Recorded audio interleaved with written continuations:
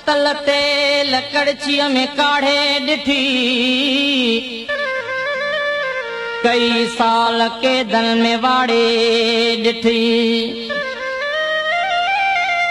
अञा आज़माइणो असांखे थो चाहीं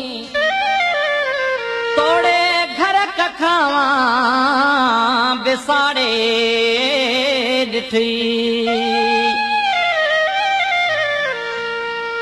असां त सम्झो बहार आई खणी असां लए गुलनि जूं झोलियूं बहार आई खणी असां लए गुलनि जे बदिरां हज़ार ॿोलियूं असां त सम्झो बहार आई खणी असां लए गुलनि जूं झोलियूं बहार आई खणी असां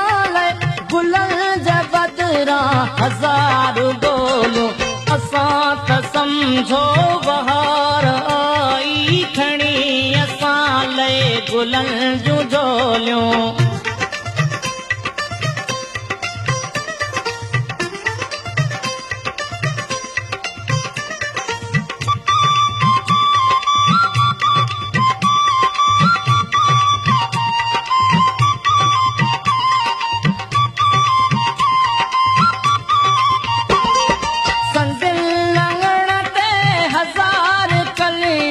गुलनि थियण खां अॻे कुमाणियूं संदिल लंगण ते हज़ार कलियूं गुलनि थियण खां अॻे कुमाणियूं रुसी वयूं सभु थधियूं हवाऊं वराए वेयूं गुलनि खे आंदियूं असां त सम्झो बहार आई खणी असां लए गुलनि जूं झोलियूं बहार आई खणी असां लए गुलनि जे बदिरां हज़ार ॿोलियूं असां त सम्झो बहार आई खणी असां लए गुलनि जूं झोलियूं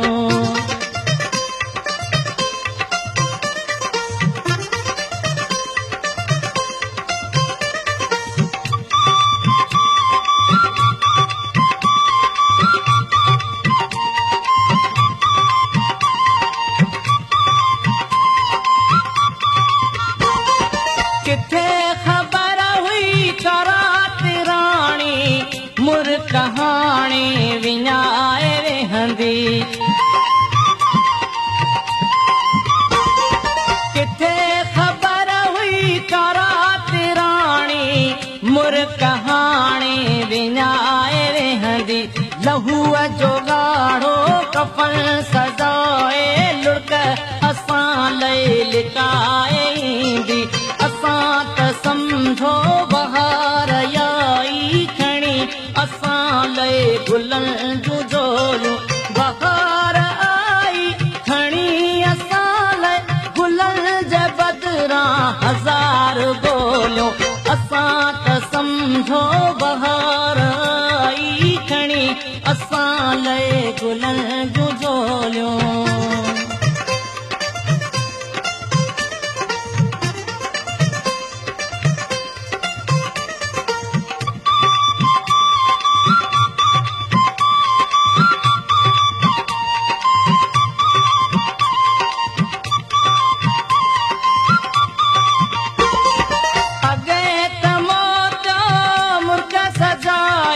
पीरियं जे मुर्क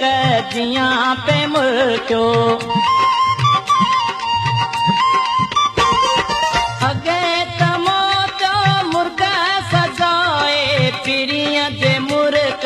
जियां पे मुर्कियो मासूमड़नि जो लहू ॾिसी